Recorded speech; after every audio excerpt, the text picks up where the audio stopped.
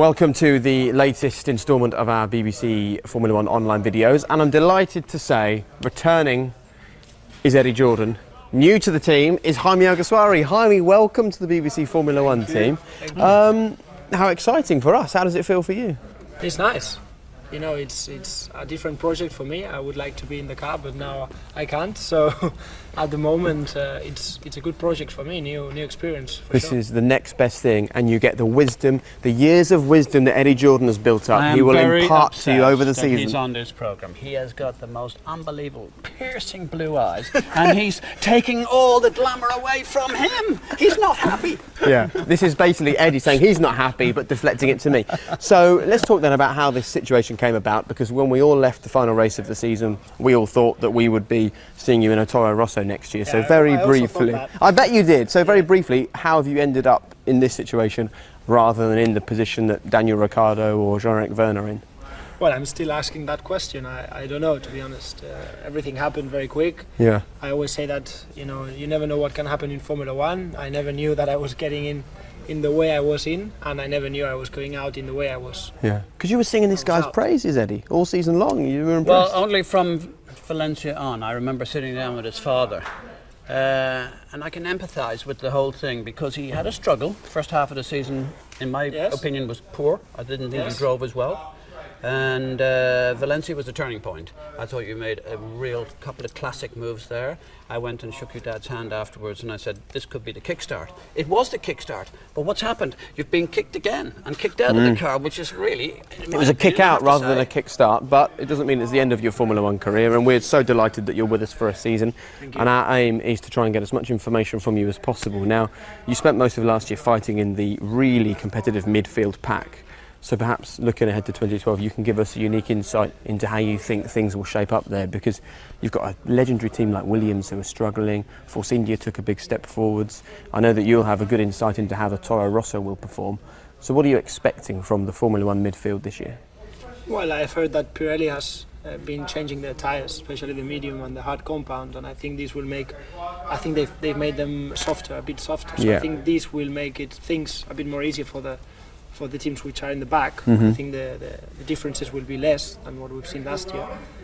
I think the fact that there's not anymore the blown diffuser will make things a bit more equal, but you never know what will happen in Formula One, because there's something new coming every race, or something new coming every year. But at the moment, what we've seen on the testing is that everything looks a bit more packed up. Could I ask him about the tyres? You mentioned about the change in tyres. My understanding is the window of the maximum performance is so minuscule now that maybe one lap, and it's just to find everything to make sure you are on the ultimate for that one lap. Is that good for Formula One? I think this is good for Formula One because it makes more difficult for everyone, the driver and the team. You know, there is, especially last year, you know, when it's very warm and you put the super soft tire, there's just one lap.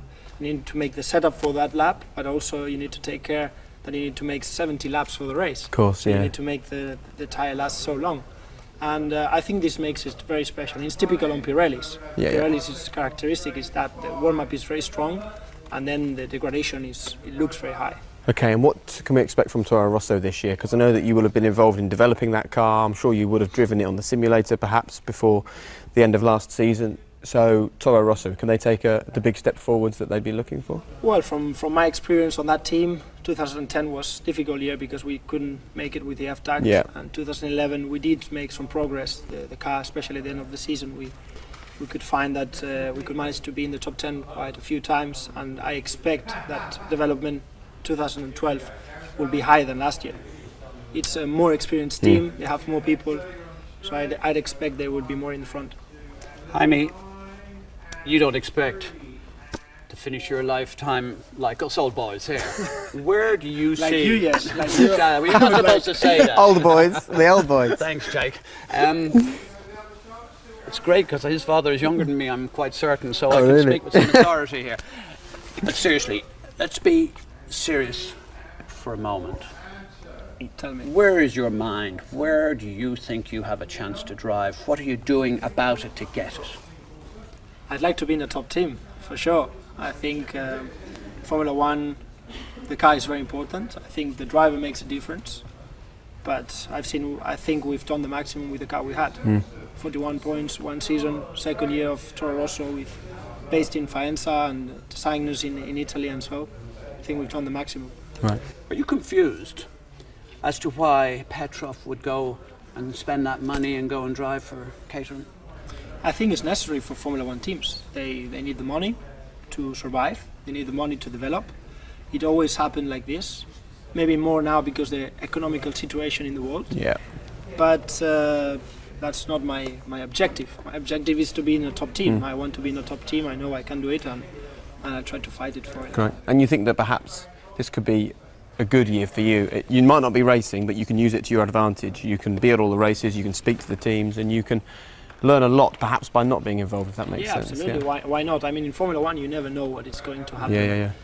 And as I say, I never knew I was going in with 19 years old and no experience, and then from one day to the other I was in a Formula One car and I didn't know even how the steering wheel worked. Amazing. Well, welcome to your new team. You've got a grandfather figure here. Great question. Well, we're running out of time. Well, these are nice short little videos, Eddie. Okay, well, if they're short, otherwise the season's going to start and we won't be there. To be continued indeed. But welcome to the team, and get ready for him keeping you off the cameras as often as possible, because he's worried about your beautiful face and your lovely eyes. Thank you for the but welcome. Nice to have you on board.